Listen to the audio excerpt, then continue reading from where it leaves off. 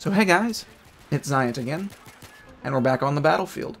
I got this gameplay playing with the company a couple nights ago, and I thought it was good enough to post. It's some telemarket rush, I get 4 plants, and I think the gameplay's pretty good all around. I wanted to talk briefly today about scripted versus unscripted commentaries.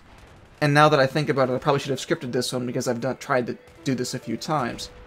But initially, my thought process was all about the different vocal tones that you do when you're scripted and when you're unscripted. Now, someone like Culprit, who I know is mostly unscripted, he does a really good job. He's a really good speaker. He knows what he wants to say, and he says it. Now, I don't know if he does takes or not. I imagine he does a few.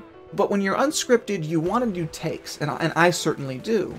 If I flub a statement, if I have long pauses that I want to get rid of, if there are places in the commentary where my ideas don't quite mesh correctly, I want to be able to go through them, pare it down, and say, alright, that's enough, let's edit this down. And then you have things like live commentaries, and then live team communication, which are really two different things. Because a live commentary is where I'm playing, but I'm talking to you at the same time. Now that seems really trivial, but the difference is key. Because in a live commentary, I'd have to be thinking about, alright, what am I doing, and how can I communicate that to my viewers in an entertaining and fun way? Whereas with a live team communication, it's like a bunch of guys on a golf course, as my dad always liked to say. And guys on a golf course are really raunchy. They don't care about what they're saying, really. They don't care about how politically correct that what they're saying is or isn't. And they are pretty sure that what they're saying is not going to be repeated off the golf course, because their wives aren't around, their girlfriends aren't around, their mothers aren't around, whatever it is. And so they're going to say things that they wouldn't normally say. And then you have the scripted commentary, where the words are in front of you, even if it's an outline, because I consider outlined commentary scripted, because you have already sat down and thought about, I want to say this, and this, and this in that order. Now, when you have the entire commentary in front of you, it goes even further because your vocal ups and your vocal downs are practiced. They're rehearsed. You have a very set sequence, or at least I do, of where your voice goes up and where it goes down. And the cadence is quite different than an unscripted commentary. Because with unscripted commentary, I'm thinking and speaking at the same time. I'm thinking about one topic I want to talk about next. I want to vary my tones. I want to make it interesting. But I also want to make it fairly freeform and fairly casual, because that's what a post-commentary is a casual commentary.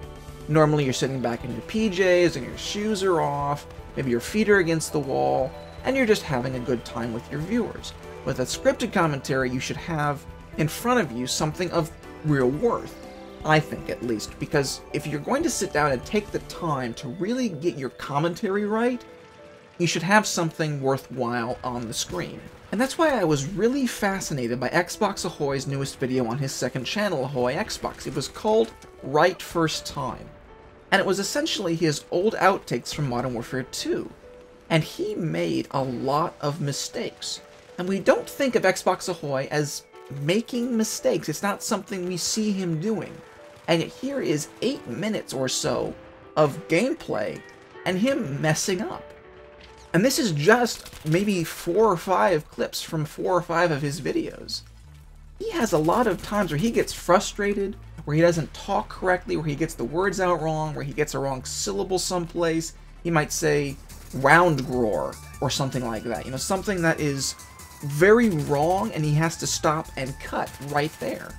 And it is frustrating to know what you want to say and have even what you want to say in front of you, but not being able to put the words together with your mouth and put them correctly on screen. Now, we all know that his final products are some of the most polished, best produced videos on YouTube. At least I think they are.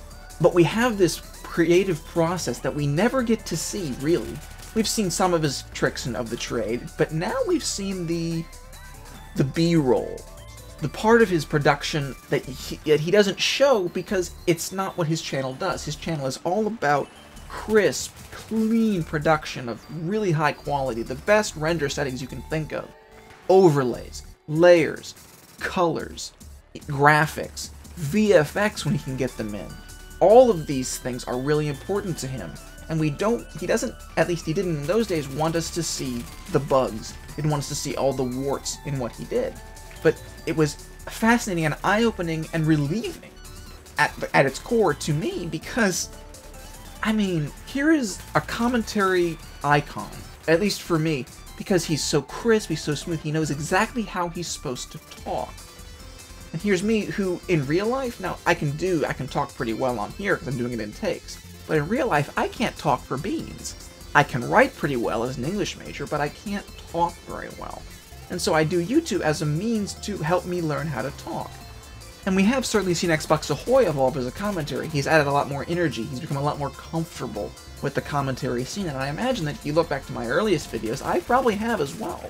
I had to go through some very transitionary phases, before I could reach where the cadence is good, where it's up and down correctly, where I'm not stopping a whole lot, where I'm energetic with my commentary. Because even though I may not actually learn anything valuable for my talking in everyday life, I have learned how to speak publicly, and speak publicly a little off the cuff, if I have to, especially if I have to rehearse it a little bit. I want to always rehearse it a little bit.